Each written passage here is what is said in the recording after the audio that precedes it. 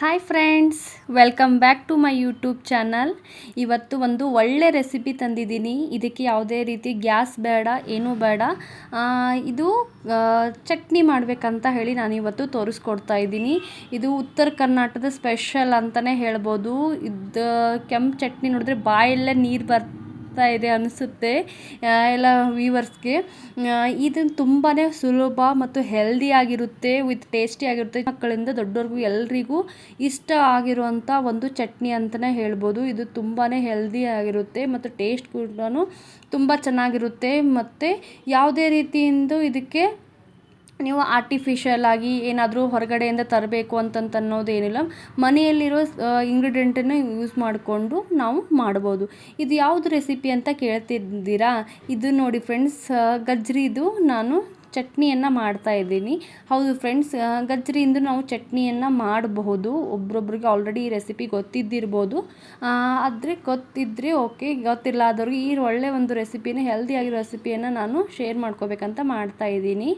ಇವಾಗ ಗಜ್ರಿಯನ್ನು ನಾನು ಒಂದು ಗಜ್ರಿಯನ್ನು ಚೆನ್ನಾಗಿ ತೊಳೆದ್ಬಿಟ್ಟು ಅದ್ರ ಮೇಲಿನ ಸಿಪ್ಪೆ ತೆಗೆದುಬಿಟ್ಟು ಇವಾಗ ಸಣ್ಣ ಜಾರ್ ಮಿಕ್ಸರ್ನಲ್ಲಿ ಈ ಥರ ಸಣ್ಣದಾಗಿ ಕಟ್ ಮಾಡಿ ಇದಕ್ಕೆ ಹಾಕೋತಾ ಇದ್ದೀನಿ.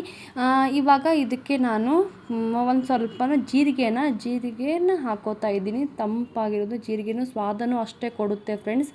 ಜೀರಿಗೆ ಹಾಕೋತಾ ಇದ್ದೀನಿ. ಇದಕ್ಕೆ ನಾನು ಕೊತ್ತಂಬರಿಯನ್ನು ಒಂದು ಸ್ವಲ್ಪ ಹಾಕೋತಾ ಇದ್ದೀನಿ. ನೀವು ಕಟ್ ಮಾಡಿನೂ ಹಾಕೋಬೋದು, ನಾನು ಹಾಗೆ ರೀತಿನ ಹಾಕೋತಾ ಇದ್ದೀನಿ. ಇದಕ್ಕೆ ಬೆಳ್ಳುಳ್ಳಿನ ಹಾಕೋತಾ ಇದ್ದೀನಿ. 4-5 ಎಸಳು ಬೆಳ್ಳುಳ್ಳಿನ, ಅದ್ರ ಚಟ್ನಿ ಮಾಡ್ಬೇಕಂದ್ರೆ ಬೆಳ್ಳುಳ್ಳಿ ಅಂದ್ರೆ ಅದರೊಂಥರ ಫ್ಲೇವರ್ ತುಂಬಾ ಚೆನ್ನಾಗಿ ಬಿಡುತ್ತೆ. ಇದಕ್ಕೆ ನಾನು ಕೆಂಪು ಖಾರ ಅಂದರೆ ಖಾರದ ಪುಡಿ ಅಂತಾರಲ್ಲ, ಮಿರ್ಚಿ ಪುಡಿನ, ಅದನ್ನು ಹಾಕೋತಾ ಇದ್ದೀನಿ. ಹಸಿಮೆಣ್ಸಿಕಾಯಿ ಇದ್ದಿದ್ದನ್ನು ಹಾಕೋಬೋದು. ಹಸಿಮೆಣ್ಸಿಕಾಯಿ ಬೇಡ ಅಂತ ಇದ್ದವರು ಸ್ಕಿಪ್ ಮಾಡಿ ಇದನ್ನು ನಾನು ಹೇಳ್ದಂಗೆ ಅವನ ಖಾರನೂ ಹಾಕೋಬೋದು. ಇವಾಗ ರುಚಿಗೆ ತಕ್ಕಷ್ಟು ಉಪ್ಪು ಹಾಕೋತಾ ಇದ್ದೀನಿ. ಇದಕ್ಕೆ ಯಾವುದೇ ರೀತಿ ಬೆಲ್ಲ ಮತ್ತು ಸಕ್ಕರೆ ಹಾಕೋದು ಅವಶ್ಯಕತೆ ಇಲ್ಲ ಫ್ರೆಂಡ್ಸ್. ಯಾಕಂತಂದರೆ ಸಕ್ಕರೆ ಅಂಶ ಆಲ್ರೆಡಿ ಗಜ್ರಿಯಲ್ಲಿ ಇರುತ್ತೆ, ಅಂದರೆ ಕ್ಯಾರೆಟಲ್ಲಿ ಇದ್ದಿರುತ್ತೆ. ಇದಕ್ಕೆ ನಾವು ಮಿಕ್ಸರ್ನಲ್ಲಿ ತರಿಯಾಗಿ ರುಬ್ಕೋಬೇಕು. ಜಾಸ್ತಿ ಇದನ್ನು ರುಬ್ಬಲಿಕ್ಕೆ ಹೋಗಬೇಡಿ. ಈ ಥರ ತರಿ ನಾನು ತೋರಿಸ್ತಾ ಇದ್ದೀನಲ್ಲ ಫ್ರೆಂಡ್ಸ್, ತರಿಯಾಗಿ ಇದೇ ರೀತಿ ಇರಲಿ. ಇದಕ್ಕೆ ಯಾವುದೇ ರೀತಿ ನೀರು ಹಾಕೋ ಅವಶ್ಯಕತೆ ಇಲ್ಲ. ಇದು ಗಜ್ರಿಯಲ್ಲಿರುವಂಥ ನೀರಿನಿಂದನೇ ತಗೊಂಡು ಅದು ಗ್ರೈಂಡ್ ಮಾಡುತ್ತೆ. ಸಪೋಸ್ ನಿಮಗೆ ಸಣ್ಣ ಆಗಲಿಲ್ಲ ಅಂದರೆ ಸ್ವಲ್ಪ ನೀರು ಹಾಕ್ಕೊಳ್ಳಿ. ಅಂದರೆ ಯಾವಾಗ ನೀವು ನೀರು ಹಾಕ್ಕೋತಿರಲ್ಲ ಅವಾಗಿಂದ ತಿಂದು ಕಲಾಸ್ ಮಾಡಿ ಫ್ರೆಂಡ್ಸ್. ಜಾಸ್ತಿ ಹೊತ್ತು ಇಡಕ್ಕೆ ಹೋಗಬೇಡ, ಅಂದರೆ ಫ್ರಿಜ್ನಲ್ಲಿ ಇಟ್ಟಿದ್ರೆ ಓಕೆ. ಅಂದರೆ ಇವಾಗ ನೋಡಿ ಫ್ರೆಂಡ್ಸ್, ನಮ್ಮದು ಇನ್ಸ್ಟಂಟ್ ಆಗಿರೋ ತಕ್ಷಣವೇ ನಾವು ರೆಡಿ ಆಯಿತು. ಜಾಸ್ತಿ ಇದಕ್ಕೆ ಟೈಮ್ನೂ ಹತ್ತೋದಿಲ್ಲ ಫ್ರೆಂಡ್ಸ್. ಯಾವುದಾದ್ರೂ ಒಂದು ಪಲ್ಯ ಆಯಿತು ಕಲಾಸ್ ಆಗಿದ್ದರೆ, ಇದು ಮಾಡ್ಲಿಕ್ಕೂ ಬೇಜಾರಾಗಿದ್ದರೆ ಈ ಥರ ಚಟ್ನಿನ ಮಾಡ್ಕೊಂಡು ತಿನ್ಬೋದು. ಆದರೆ ಇದು ಹೆಲ್ದಿನೂ ಆಗಿರುತ್ತೆ, ಟೇಸ್ಟಿನೂ ಆಗಿರುತ್ತೆ. ಇದನ್ನು ರೊಟ್ಟಿ ಜೊತೆ ತಿನ್ಬೋದು, ಅನ್ನಕ್ಕೂ ಸೂಪರ್ ಆಗಿರುತ್ತೆ, ಮತ್ತು ಚಪಾತಿ ಜೊತೆನೂ ಇದಕ್ಕೆ ನಾವು ತಿನ್ಬೋದು. ಆಮೇಲೆ ನೀವು ದೋಸೆ ಜೊತೆನೂ ಇದನ್ನು ಹಚ್ಕೊಂಡು ತಿನ್ಬೋದು. ಎಷ್ಟು ಸಿಂಪಲ್ ಆಗಿದೆ ನೋಡಿ ಫ್ರೆಂಡ್ಸ್. ಇದಕ್ಕೆ ಯಾವುದೇ ರೀತಿಯೂ ಟೈಮ್ನು ತಗೊಳ್ಳಿಲ್ಲ. ಜಸ್ಟ್ ಕಟ್ ಮಾಡಿ ನೀವು ಮಿಕ್ಸರ್ನಲ್ಲಿ ಗಜ್ರಿನ ಹಾಕಿ ಒಂದು ಸ್ವಲ್ಪ ಖಾರ ಉಪ್ಪು ಹಾಕಿದರೆ ಮುಗೀತು. ಎಷ್ಟು ಚೆನ್ನಾಗಿರುತ್ತೆ ಅಂದರೆ ಫ್ರೆಂಡ್ಸ್, ಬಾಯಲ್ಲೇ ಇಟ್ಟು ನೀರು ಬರುತ್ತೆ ಅಷ್ಟು. ಇವಾಗ ನೋಡಿ ಫ್ರೆಂಡ್ಸ್, ತೋರಿಸ್ತಾ ಇದ್ದೀನಿ, ಕಲರ್ಫುಲ್ಲಾಗಿ ಕಾಣಿಸ್ತಾ ಇದೆ.